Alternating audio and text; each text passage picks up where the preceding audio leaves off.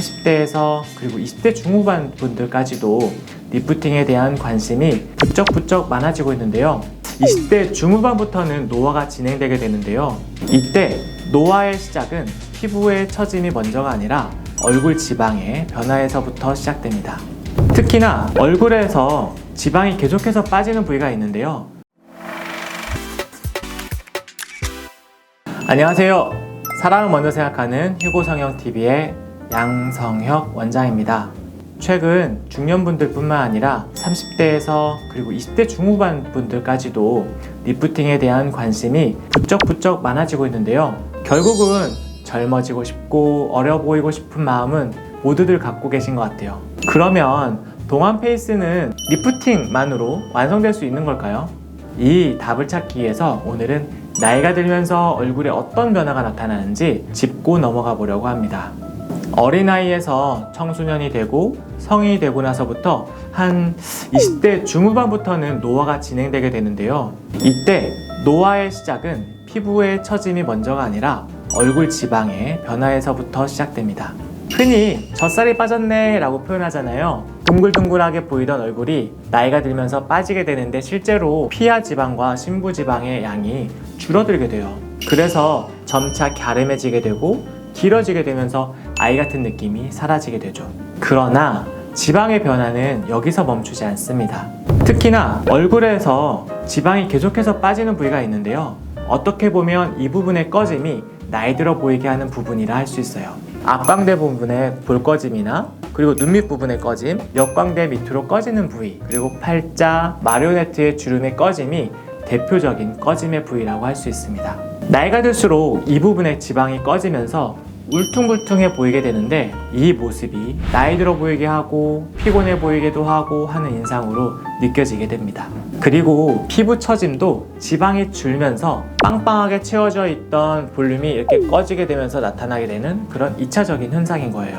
가끔 이런 환자분들이 얘기를 들어요. 원장님, 제가 최근에 다이어트 하면서 한 20kg 뺐거든요. 근데 갑자기 나이 들어 보여요. 근데 이게 다이어트 하면서 지방이 줄어들게 되면 피부도 그만큼 수축해줘야 되는데 피부는 줄지 않거든요. 그래서 늘어져 보이는 현상과 처짐이 나타나는 거예요. 그리고 노화도 마찬가지예요. 지방이 긴 시간에 걸쳐서 줄어드는 만큼 피부는 또 수축하지 못하거든요. 그래서 생각지도 않게 동안성형과 연결되는 수술이 바로 지방 이식인 거예요. 앞서 말씀드렸던 얼굴에서 나이 들어 보이게 하는 꺼짐 부위, 즉 눈밑 꺼짐, 그리고 팔자 부분, 마리오네트, 광대 밑에 꺼짐 혹은 관자놀이까지도 이 부분만 잘 해결해도 어려 보일 수 있어요.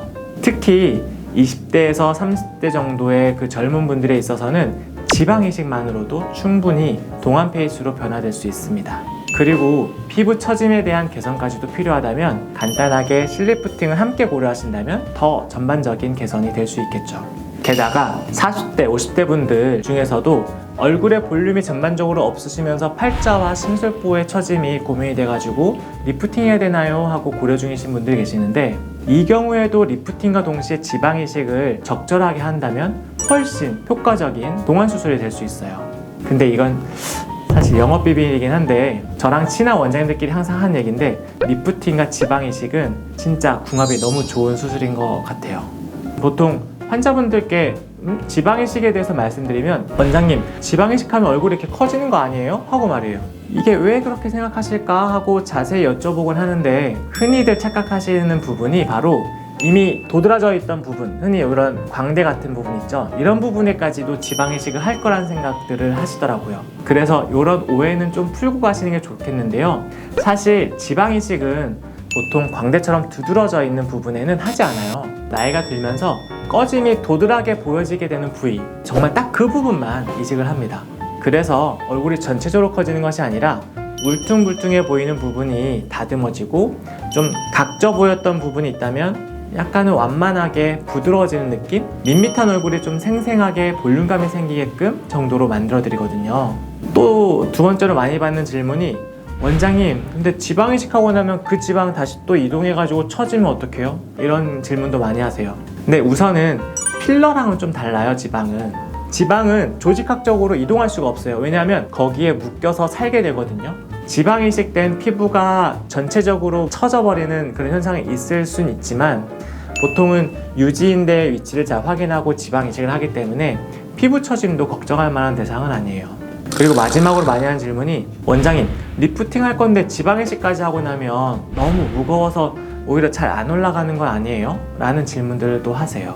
이것도 약간은 오해가 있는 게 지방을 엄청 많이 이식한다고 생각하시나 봐요. 근데 그런 게 아니고 실제로 지방 이식해야 되는 양은 한 부위당 많아야 2cc, 3cc 정도밖에 되지 않아요. 이 정도 되는 무게는 리프팅에 전혀 방해가 될 정도는 아니랍니다. 그리고 앞에서도 말씀드렸다시피 지방 이식을 할 때 유지인대의 위치도 확인해서 넣기 때문에 처지는 무게가 덜 실리게끔 수술하게 되니까 걱정하지 마셔요. 오늘은 지방이식에 대해서 설명드렸는데요. 뜬금없이 지방이식이 동안성형이라고 하시는 분들도 분명 있을 거예요. 그런데 한번 찬찬히 다시 영상 돌려보신다면 제가 왜 동안성형에 지방이식이 빼놓을 수 없는 부분이다 라고 했던 부분이 이해가 될 수 있을 거예요. 이 영상이 도움이 되셨다면 좋아요 부탁드립니다. 앞으로도 정말 많은 동안성형에 대한 내용들 준비할 거니까요. 구독도 부탁드리겠습니다. 지금까지 휴고성형TV의 양성혁 원장이었습니다. 감사합니다.